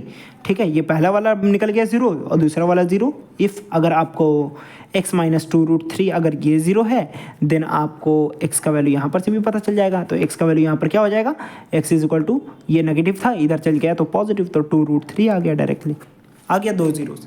क्या आपको ये समझ में आया, कोई प्रॉब्लम है यहाँ पर तो बताना। ठीक है, तो मिडिल स्प्लिटिंग टर्म बहुत ही आसान है। ठीक है, आसान तरीके से करते हैं हम लोग, आपको बता दिए कि कहाँ पर नहीं लगता। अगर आपको कहीं पर अगर ऐसा हुआ कंडीशन, कहीं पर ऐसा हो रहा है कि आपसे स्प्लिट नहीं हो पा रहा, मतलब कि वहाँ पर आप मिडिल स्प्लिटिंग टर्म नहीं लगा सकते, तो वहाँ पर आपको क्या लगाना होगा, क्वाड्रेटिक फार्मूला। और नेक्स्ट लेक्चर में हम लोग यही सीखेंगे कि क्वाड्रेटिक फार्मूला से हम लोग जीरोस कैसे निकालते हैं। ठीक है, तो ये भी हम लोग सीखेंगे। तो हम लोग जो है कुछ क्वेश्चन और कर लेते हैं। ठीक है, देखिए एक क्वेश्चन और हम लोग यहाँ पर करते हैं। तो क्वेश्चन कुछ इस तरीके से आपका, ठीक है, कि आपको यहाँ पर है x² - 2। ठीक है, और यहाँ पर भी जो भी चीज़ समझाने वाले हैं वो भी बहुत समझ में, ध्यान से समझना, बहुत ज़्यादा इंपॉर्टेंट क्वेश्चन इसलिए क्योंकि यहाँ पर एक कॉन्सेप्ट है। ठीक है, और बहुत ज़्यादा इंपॉर्टेंट कॉन्सेप्ट है कि आपको उसमें आगे तक जिंदगी भर काम देने वाला है। ठीक है, हायर क्लासेस तक आपको इसमें प्रॉब्लम नहीं होना चाहिए। ठीक है, तो ध्यान से देखना ये वाले क्वेश्चन को। तो क्या लिखा हुआ है, x² - 2। तो सबसे पहले हम लोग क्या करना है, इसको जीरोज निकालना है, तो इसको हम लोग जीरोज के साथ इक्वेट कर देते हैं। क्या कर देते हैं, 0 के साथ इक्वेट कर देते हैं। अब देखिए, क्योंकि आपको पता है मिडिल स्प्लिटिंग टर्म में 3 टर्म होता है ना, तब तो हम लोग मिडिल, यहाँ पे तो कोई तो मिडिल में है ही नहीं, 2 ही टर्म है, तो मिडिल स्प्लिटिंग टर्म अभी से बात यहाँ पर नहीं लगेगा, मिडिल स्प्लिटिंग टर्म नहीं लगेगा। ठीक है, तो हम लोग कैसे क्या करेंगे यहाँ पर, तो देखिए आराम से बना सकते हैं। क्या हो जाएगा यहाँ पर, x² -2 है तो उधर चल जाएगा, इक्वल टू के उधर, तो क्या हो जाएगा +2 हो जाएगा कि नहीं, +2 हो गया। अब देखिए आ गया हमारा x² = 2 आ गया। अब सुनिए, अब यहाँ पर हम लोग 2x² = 2 आ गया। अब देखिए ये स्क्वायर से क्या पता चल रहा है, ये स्क्वायर से सबसे पहले आपको ये क्या पता चल रहा है, ये पहले बताइए, इसका कितना जीरोज होना चाहिए। वेरी गुड, 2 zeros होना चाहिए, वो तो सही है। ये आपके दिमाग में तो पहला चीज़ ये तो चल ही रहा है कि 2 डिग्री 2 है, मतलब कि जीरोज भी 2 होगा। ठीक, अब यहाँ पे देखिए, अब एक बात बताइए, 2 को हम लोग कैसे लिखते हैं, 2 को हम लोग लिखते हैं ऐसे √2 × √2। अभी भी बताएं, 3 को हम लोग √3 × √3 लिखते हैं, 5 को हम लोग √5 × √5 लिखते हैं, मतलब कि एक 2 जो है वो 2 √2 से उसके मल्टीप्लिकेशन से मिल करके बना है। ठीक है, तो क्या हम लोग इसको √2 × √2 लिख सकते हैं, वेरी गुड। ठीक है, अब x² = √2 का हम लोग यहाँ पर स्क्वायर कर सकते हैं, बोलिए कोई दिक्कत नहीं है। अच्छा, अब हम आपको एक बात बताएं कि अगर आपको स्क्वायर में, अगर आपको जैसे कि यहाँ पर अगर आप क्या है 1 है, 1 का स्क्वायर करोगे तो क्या आएगा 1, अगर -1 का भी स्क्वायर करोगी तो क्या आएगा, वो भी तो 1 ही आएगा ना, क्योंकि -1 × -1 क्या हो जाता है, पॉजिटिव। क्योंकि हम आपको बताएं हमेशा जब भी एक इवन पावर होता है तो वहाँ पर हमेशा वैल्यू एक पॉजिटिव ही आता है, चाहे आप यहाँ पर नेगेटिव रखो या पॉजिटिव रखो, उससे कोई मतलब नहीं होता। मतलब कि आप यहाँ पर आपको या तो +√2 भी हो सकता था तो भी आपको 2 ही आता वैल्यू, यहाँ पर अगर आपका -√2 होता तो भी आपका वैल्यू क्या आता, यहाँ पर 2 ही आता कि नहीं। अब देखो, अब जैसे कि आप +√2 को प्लस आप √2 का स्क्वायर करोगे तो क्या आ जाएगा, √2 × √2 स्क्वायर, मतलब तो यही होता है ना, तो √2 × √2 क्या आ जाएगा 2। अगर आप -√2 का अगर आप स्क्वायर करते हो तो क्या होगा, अब जैसे कि माइनस लगा दो, यहाँ पर भी माइनस लगा दो, तो क्या हो जाएगा, माइनस माइनस फिर से क्या हो जाएगा, प्लस हो जाएगा कि नहीं, और √2 × √2 2 हो गया, मतलब फिर से +2 आ गया, यहाँ पर आया कि नहीं। मतलब कि आप यहाँ पर या तो प्लस रखो या तो माइनस रखो, उससे कोई भी फर्क नहीं पड़ता। कैंसिल जब करोगे स्क्वायर को, क्योंकि दोनों जगह स्क्वायर इस तरीके से बन गया, तो हम लोग बोल सकते हैं x = ±√2। अब यहाँ पर x का 2 वैल्यू है, प्लस भी √2 और -√2 भी है, मतलब कि यहाँ पर से आपको x का 2 वैल्यू पता चल गया, एक +√2 एक -√2, और यही 2 जीरोज भी है, मतलब एक जीरोज आपका +√2 है और दूसरा जीरोज आपका -√2 है, यही आपको 2 जीरोज है। मतलब आप यहाँ पर एक बार +√2 भी लिख करके लिखोगे ना तो भी आपका 0 आएगा। अब आप एक बार यहाँ पर x के ऊपर -√2 भी रखोगे ना तो भी आपका क्या आएगा, 0 आएगा। रख करके देख लो, अगर हम लोग यहाँ पर रूट 2 लिखते हैं और रूट 2 का स्क्वायर करते हैं तो क्या हो जाएगा 2, रूट 2 का स्क्वायर मतलब रूट 2 इंटू रूट 2 और 2 माइनस 2 क्या आ गया 0। और वही अगर हम लोग माइनस रूट 2 तो माइनस रूट 2 का स्क्वायर, तो माइनस रूट 2 का अभी बताएं, माइनस रूट 2 का स्क्वायर क्या होता है 2 होता है, 2 ही आएगा ना, पॉजिटिव में आएगा तो 2 हो गया और 2 माइनस 2 क्या आएगा फिर से 0। तो इसका 2 जीरोज हो गया, एक हो गया प्लस रूट 2, एक हो गया माइनस रूट 2। तो द कॉन्सेप्ट इज कि आपको यहाँ पर रूट से हमेशा, ठीक है, जब भी आपको स्क्वायर जहाँ पर भी आपको दिख रहे इस तरीके से, जब भी आपको कहीं पर भी अगर जब भी आपको यहाँ पर जैसे कि वाई स्क्वायर दिखा रहा है, यहाँ पर अगर वाई स्क्वायर लिखा रहा है और यहाँ पर 1 है, ठीक है, मतलब कि y का वैल्यू यहाँ पर 2 होगा, एक +1 भी और एक -1 भी। तो इसलिए मतलब कि प्लस माइनस 1 लिखने का मतलब एक वैल्यू आपका y का एक वैल्यू हो सकता है, +1 भी हो सकता है और -1 भी हो सकता है। यहाँ पर y का 2 वैल्यू है जब भी आपको रूट से इस तरीके से जब भी आपको देखने को मिले तो, ठीक है। जैसे कि अगर आपको क्या मिल गया, जैसे कि आपको x² = 9 लिख गया, ठीक है, तो आप क्या लिख सकते हो, x का कितना वैल्यू आएगा, फिर से बताना कितना वैल्यू आएगा, x का 2 वैल्यू आएगा क्योंकि इसका डिग्री कितना है 2 है, डिग्री 2 मतलब कि ये एक पॉलिनोमियल का ही केस में है। मतलब कि अगर आप x² - 9 रखोगे तो ये क्या बन जाएगा भाई, एक पॉलिनोमियल बन जाएगा कि नहीं बन जाएगा, 2 डिग्री का पॉलिनोमियल मतलब कि क्वाड्रेटिक पॉलिनोमियल है ना। तो हम लोग इसको लिख सकते हैं क्या, x² = 9 मतलब कि यहाँ पर x का 2 वैल्यू आएगा, एक प्लस ये 2 वैल्यू आएगा कि नहीं आएगा। अब देखिए, अब क्योंकि ये x² है = 9 तो हम लोग x का वैल्यू डायरेक्टली क्या बोल सकते हैं, x का वैल्यू हम लोग डायरेक्टली बोल सकते हैं, हम लोग x² को क्या लिख सकते हैं, 9 को हम लोग लिख सकते हैं 3 का स्क्वायर लिख सकते हैं कि नहीं, 3 का स्क्वायर, क्योंकि 3 का स्क्वायर 9 होता है, +3 का भी स्क्वायर -3 का भी स्क्वायर करते हैं क्योंकि डिग्री 2 है, तो 2 है यहाँ पर, तो +3 का भी स्क्वायर करेंगे तो भी 9 आएगा, -3 का भी स्क्वायर करेंगे तो भी क्या आएगा 9 आएगा, और जब ये कैंसिल होगा तो x = क्या हो जाएगा +-3 आएगा, ठीक है। फिर से क्योंकि ये कंसेप्ट है, फिर से यहाँ पर फिर से बता रहे हैं, जैसे कि अगर आपको क्या रहा x² = आपको यहाँ पर रहा a, मान लेते हैं कोई वेरिएबल दे दी a, तो यहाँ पर क्या हो जाएगा, तो हम लोग बोल सकते हैं कि x² = a, तो हम लोग बोल सकते हैं x² = a को हम लोग क्या लिख सकते हैं √a × √a, √2 को हम लोग 2 को क्या लिख सकते हैं, 2 को हम लोग √2 × √2 दो रूट के फॉर्म में लिख सकते हैं कि नहीं, 3 को हम लोग क्या लिख सकते हैं √3 × √3 लिख सकते हैं कि नहीं लिख सकते हैं, ठीक है। वैसे ही हम लोग a को भी लिख सकते हैं √a × √a, इसको फिर से जब मल्टीप्लाई करोगे ना तो क्या हो जाएगा, यही आ जाएगा कि नहीं आ जाएगा। देखो हम आपको एक्सपोनेंट भी बताएं, तो एक्सपोनेंट में क्या होता है ना, आपको पता है रूट है मतलब कि यहाँ पर a का पावर क्या है, a का पावर है 1/2 और यहाँ पर भी है a का पावर 1/2, तो आपको पता है a का पावर m × a का पावर n, तो a का पावर क्या होता है m + n, यही होता है ना, तो a का पावर 1/2 + 1/2, तो अगर आप 1/2 और 1/2 को जोड़ोगे तो क्या आ जाएगा, एलसीएम होगा 2 और हो जाएगा यहाँ पर आपका दोनों जोड़ दो तो आ जाएगा आपको फिर से 1, तो आ जाएगा कि नहीं आपको यहाँ पर a का पावर, फिर से आप दोनों को जब जोड़ने वाले हो तो a का पावर × a का पावर n, तो a का पावर m + n तो बराबर आपको a के बराबर ही आ जाएगा। मतलब आप x² अगर a है तो यहाँ पर आप लिख सकते हो √a का होल स्क्वायर लिख सकते हो क्या नहीं, और वही प्लस माइनस लिख सकते हो, ये हटाएगा तो ये हो जाएगा x = +-√a, ये वैल्यू आ जाएगा। हाँ, ये वैल्यू आपको हमेशा याद आएगा, ठीक है। देखिए ये कभी भी कंफ्यूजन नहीं रखना है कि आपको अगर यहाँ पर क्या है, अगर ये कुछ स्क्वायर तरीके से दिया हुआ है और यहाँ पर कुछ भी है जैसे कि a - b है, इस तरीके से कुछ भी चीज़ है यहाँ पर, तो आपको यहाँ पर ध्यान रखना कि क्योंकि इसका डिग्री 2 है तो हमेशा इसका 2 वैल्यू ही निकलेगा। क्या निकलेगा, हमेशा इसका 2 वैल्यू ही निकलेगा अगर डिग्री 2 है तो, ठीक है। हम ऐसा नहीं बोल रहे हैं कि किसी भी चीज़ का अगर आप स्क्वायर करोगे, जैसे अगर आप 4 का स्क्वायर करोगे तो इसका वैल्यू हमेशा +- आप 4 लिख सकते हो ना। हम बोल रहे हैं कि अगर यहाँ पर देख लो पॉलिनोमियल है, देखो डिग्री 2 है, यहाँ पर एक वेरिएबल है जिसका डिग्री 2 है, मतलब ये क्वाड्रेटिक पॉलिनोमियल है। हमको पता है क्वाड्रेटिक पॉलिनोमियल का जीरोस भी कितना होता है, 2 जीरोस होता है, ठीक है। तो अगर आप क्या करोगे तो a - b है, तो आप क्या करोगे यहाँ पर x = क्या हो जाएगा √a - b लिखोगे और प्लस माइनस इसका बस इसका होल स्क्वायर लिखेंगे और यहाँ पर भी होल स्क्वायर लिखेंगे। जैसे कि हम लोग a को क्या लिख सकते हैं √a × √a लिख सकते हैं, ठीक है। वैसे ही हम लोग a - b को क्या लिख सकते हैं, a - b को हम लोग लिख सकते हैं √a - b × √a - b, इसको भी 2 रूट के फॉर्म में लिख सकते हैं कि नहीं लिख सकते हैं, बहुत ही आसान तरीके से हम लोग लिख सकते हैं। तो इसी तरीके से √a - b लिख दिए और उसका क्या कर दिए होल स्क्वायर कर दिए कि नहीं, रूट का होल स्क्वायर हो जाएगा ना यही चीज़ का, ठीक है, रूट ए इंटू रूट है तो रूट ए का होल स्क्वायर लिखे थे कि नहीं, वैसे यहाँ पर ये ऐसे भी है और प्लस माइनस दोनों रहेगा, मतलब कि x का दो वैल्यू होगा, एक प्लस माइनस अंडर रूट ए माइनस बी के फॉर्म में आ गया। चलिए अब हम लोग डायरेक्टली बनाते हैं, अगर x square is equal to 5 रहा तो ठीक है, तो चलिए हम आपसे डायरेक्टली पूछ रहे हैं x square is equal to अगर 5 रहा तो यहाँ पर x का कितना वैल्यू होगा, दो वैल्यू होगा। गुड, तो x इज इक्वल टू क्या हो जाएगा, दो वैल्यू होगा, एक होगा आपका प्लस माइनस अंडर रूट 5 होगा कि नहीं, दो वैल्यू होगा, इसमें रूट में चढ़ा देंगे, क्या करेंगे स्क्वायर हटेगा रूट में चला जाएगा ये वाला चीज़, ठीक है चला जाएगा। अब यहाँ पर क्या आ जाएगा प्लस माइनस दो चीज़ लग जाएगा, बहुत ही आसानी तरीके से। अगर हमको x square is equal to क्या रहा 9, तो हम क्या बोलें एक्स इज इक्वल टू क्या आ जाएगा, स्क्वायर हटेगा यहाँ पर आ जाएगा रूट 9 और यहाँ पर क्या आ जाएगा प्लस माइनस। अंदर में नहीं लिखना, बाहर में लिखना, ध्यान से, हर जगह हम जब भी लिखे हैं कहाँ लिखे हैं, बाहर में।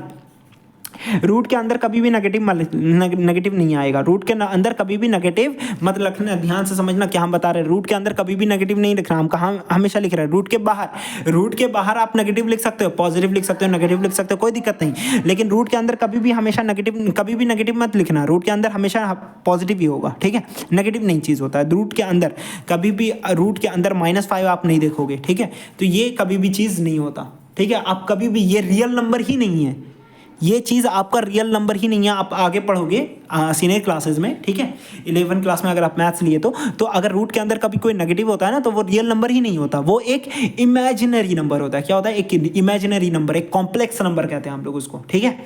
तो रूट के अंदर कभी भी नेगेटिव नहीं लिखा जाता, ये रियल नंबर नहीं है, क्योंकि आप जो रियल नंबर पढ़े ना चैप्टर 1, आपको पूरे 10th में जो भी चीज़ से डील करना होगा, हर एक चीज़ आपको वहाँ पर रियल होगा, वहाँ पर कुछ भी चीज़ इमेजिनरी का पार्ट नहीं आने वाला, कॉम्प्लेक्स नंबर का पार्ट नहीं आने वाला, ठीक है। नंबर सिस्टम आपको क्लास 11 में भी है, लेकिन वहाँ पर आप यहाँ पर रियल नंबर पढ़े ना, वहाँ पर आप पढ़ोगे इमेजिनरी नंबर, और वो होता है जिसके अंदर रूट के अंदर नेगेटिव होता है, तो उसको हम लोग कहते हैं इमेजिनरी नंबर। तो रूट के अंदर कभी भी नेगेटिव नहीं आएगा, तो ये आपको मतलब कि ये आपके मतलब पूरे सिलेबस में ही नहीं है, ठीक है, 10th में ही नहीं है ये चीज़। तो रूट के अंदर कभी भी याद रखना, रूट के अंदर कभी भी नेगेटिव नंबर नहीं होता, अगर वो नेगेटिव है रूट के अंदर तो वो रियल नहीं है, क्या है, वो रियल नंबर नहीं है, ठीक है। तो ऐसा चीज़ कभी नहीं हो सकता, कभी नहीं हो सकता, मतलब कि 10 तक नहीं हो सकता, याद रखो 10 तक नहीं हो सकता, ठीक है, क्योंकि दुनिया तो और भी बहुत है, ऐसा थोड़ी बोल सकते कि दुनिया बस सिर्फ आपका इंडिया तक है, नहीं, इंडिया के बाहर भी है, ठीक है, लेकिन आपको अभी बस सिर्फ इंडिया के बारे में नॉलेज इकट्ठा करना है, ठीक है, मतलब कि आप अभी रियल नंबर के साथ ही डील करोगे, जो कि आपका चैप्टर 1 आपको रियल नंबर से इंट्रोडक्शन इसलिए करवा दिया गया है सब कुछ, ठीक है। तो इस तरीके से तो हम आपको क्या बता रहे थे, कुछ और चीज़ बता रहे, जैसे कि अगर आपको x square is equal to क्या लिखा रहा है, अगर आपको यहाँ पर लिखा रहा है 7 लिखा रहा, तो आपको एक्स का दो वैल्यू होगा, क्योंकि डिग्री 2 है, तो एक प्लस एक माइनस दो वैल्यू होगा। अब स्क्वायर हटा तो यहाँ पर चढ़ गया रूट, आ गया 7 और आ गया बाहर में प्लस माइनस हो गया, बन गया। इसी तरीके से हमेशा एक रूट वाले वैल्यू को सॉल्व करना, हम आगे क्वेश्चन में आपका इसका यूज़ करेंगे, और कभी इसमें कंफ्यूज नहीं होना, क्योंकि यहाँ पर देखो डिग्री 2 है, ठीक है, और अगर हम लोग यहाँ पर लिखते हैं 14, तो यहाँ पर क्या हो जाएगा, एक्स इज इक्वल टू आ जाएगा ये अंडर रूट में, और 14 लिखोगे बाहर में प्लस माइनस, और यही आपको इस तरीके से सॉल्व हो जाता है। तो आज के लिए क्लास इतना ही, ठीक है। एक और क्वेश्चन हम लोग इस पर डील कर लेते हैं, ठीक है।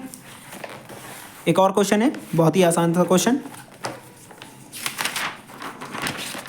क्वेश्चन आपका ये है कि आपको इसका जीरोस निकालना है, ठीक है। तो क्वेश्चन ये है 5x स्क्वायर प्लस 10x, ठीक है, आपको इसका जीरोस निकालना है। तो ऑब्वियस बात है, आप यहाँ पर मिडिल स्प्लिटिंग टर्म नहीं लगोगे, क्योंकि मिडिल स्प्लिटिंग टर्म पता है आपको, तो मिडिल स्प्लिटिंग टर्म में 3 टर्म रहेगा तब तो उसको मिडिल कहोगे ना, मिडिल मतलब बीच में, तो यहाँ पर तो कोई तो बीच में है ही नहीं ना, 2 ही टर्म है, तो 2 लोगों के बीच में कैसे होगे, जब तक 3 लोग रहेगा तभी तो। देखो ये मेरा उंगली बीच में है कि नहीं है, तो इसके बीच में अगल बगल कुछ होना भी तो होना चाहिए, तब तो इसको हम लोग बोलेंगे कि ये बीच में है, ठीक है। वैसे तो नहीं बोलेंगे, अगर 2 ही उंगली है तो हम इसको बोलेंगे थोड़ी ये बीच में नहीं, तो ये एक साइड है, ये दूसरे साइड है कि नहीं, 2 ही चीज़ है यहाँ पर, तो मिडिल स्प्लिटिंग टर्म यहाँ पर तो नहीं लग सकता। तो क्या करेंगे, तो सबसे पहले हम लोग इसको 0 के साथ इक्वेट कर देंगे, क्योंकि हमको जीरोस ऑफ द पॉलिनोमियल निकालना है। अब सबसे पहले हम क्या पता है, कॉमन निकालना है, तो कॉमन निकाल दो, 5 दोनों में दिख रहा है तो 5 निकाल दिए, ठीक है। x भी दोनों में दिख रहा है तो x भी निकाल दिए, तो बच गया क्या, x प्लस ऑफ 5 2 = 10, और x तो बाहर निकल गया, आ गया 0।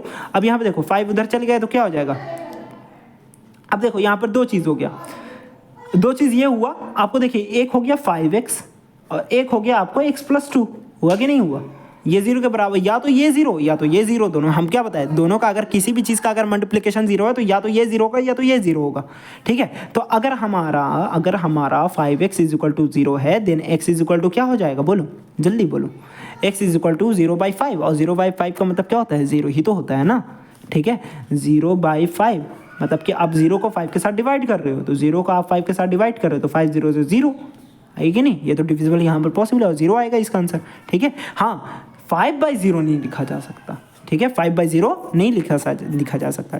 0 डिवाइड हो सकता है बट डिवाइड कभी नहीं करेगा। ठीक है, ये चीज़ आपको ध्यान में रखना है।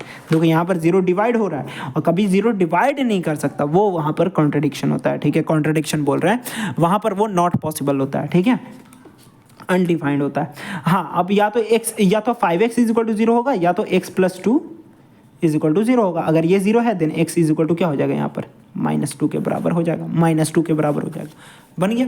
इस तरीके से हम लोग जो है वो क्वाड्रेटिक पॉलिनोमियल का जीरोस निकाल सकते हैं। तो हम लोग बताएं कि क्वाड्रेटिक पॉलिनोमियल का हम लोग जीरोस कैसे निकालते हैं। ठीक है, तो बहुत ही आसान तरीका, हम लोग यहाँ पर मिडिल स्प्लिटिंग टर्म लगा सकते हैं। ठीक है, तो मिडिल स्प्लिटिंग टर्म ऐसा नहीं कि आप हर एक जगह लगा सकते हो। ठीक है, जैसे कि हम आपको यहाँ पर बताएं कि आप मिडिल स्प्लिटिंग टर्म लगा सकते हो, ऐसा नहीं कि आप हर एक जगह लगा सकते हो, क्योंकि मिडिल स्प्लिटिंग टर्म एक वेल डिफाइंड तरीका नहीं है, कहीं पर लगता है कहीं पर नहीं लगता। हम लोग ऐसा देखे भी एक क्वेश्चन में यहाँ पर मिडिल स्प्लिटिंग टर्म नहीं लग रहा था, लेकिन ये जो आपको क्वाड्रेटिक फॉर्मूला है या जो इसको हम लोग सिद्धाचार्य रूल भी कहते हैं, तो वो हर जगह वैलिड है। ठीक है, मतलब कि वो एक वेल डिफाइंड तरीका हो गया, एक वेल डिफाइंड फॉर्मूला आपको वो दे देता है वहाँ पर। ठीक है, और कहीं कहीं पर आपको देखें कि मिडिल स्प्लिटिंग टर्म का हम लोग वहाँ पर यूज़ करते हैं जहाँ पर मिडिल में कोई है, ठीक है, बीच में है, तो वो भी चीज़ का आपको ध्यान रखना है। तो इस तरीके से आज जो है वो हम लोग कुछ क्वेश्चन सॉल्व किए, मिडिल स्प्लिटिंग टर्म को कैसे सॉल्व करते हैं वो हम लोग देखें, और मिडिल स्प्लिटिंग टर्म को मतलब कि सॉल्व करते हैं वो हम लोग देखें, और ये भी देखें कि मिडिल स्प्लिटिंग टर्म हर एक जगह वैलिड नहीं होता, कहीं पर ऐसा भी होता है कि स्प्लिट करना पॉसिबल नहीं है,